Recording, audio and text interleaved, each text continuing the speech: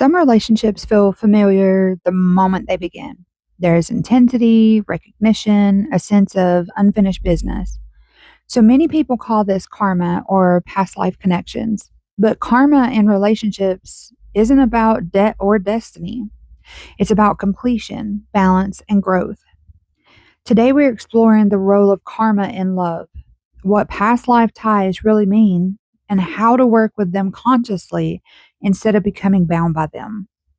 So let's look at what karma actually is. Karma isn't punishment, it's cause and effect across consciousness. In relationships, karma represents unresolved emotional lessons, repeated relational themes, and patterns seeking balance and awareness. Karmic connections arise to be understood, not endlessly repeated. So let's look at why karmic relationships feel so intense. Karmic bonds often feel intense because they activate familiar emotional roles, power imbalances, attachment wounds, strong attraction mixed with friction. So the soul recognizes the pattern, not necessarily the person. Intensity is often the signal that something wants to be resolved. So past life ties in love, what they really point to is it doesn't mean you're meant to stay together forever. They often mean this dynamic needs conscious closure. So the soul brings forward lessons not fully integrated, emotional loops that are seeking resolution, and patterns that are ready to end. Awareness is the exit. So let's look at common themes in karmic relationships.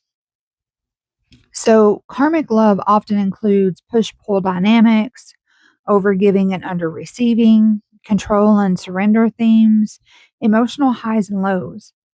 So, these relationships teach boundaries, self worth, and self leadership.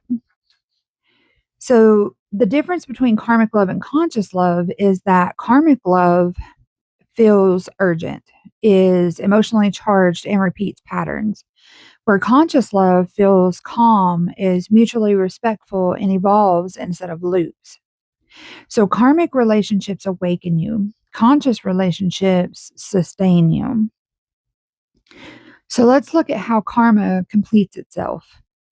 Karma completes itself when the lesson is understood, behavior changes, attachment dissolves, and self respect strengthens. Completion doesn't always require goodbye, it often requires change. So let's look at why some relationships end after healing. So when karma resolves, the emotional charge fades, the pull dissolves, and peace replaces urgency.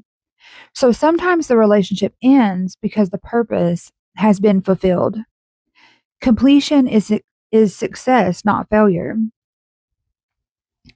Let's look at what karma is not. Karma is not a reason to tolerate pain. It's not a justification for mistreatment or a sentence to say.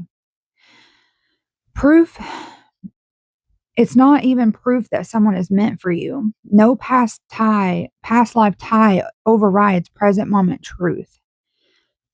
So let's look at how to work with karma consciously. You need to ask yourself, what is this relationship teaching me? Where am I repeating instead of growing? And what choice would end the cycle? How can I respond differently this time? Because growth dissolves karma faster than endurance ever will. So, karmic relationships don't come to trap you, they come to free you.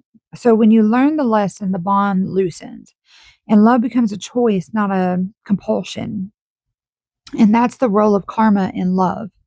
So, if this resonated with you, comment down below. What lesson did a karmic relationship teach you?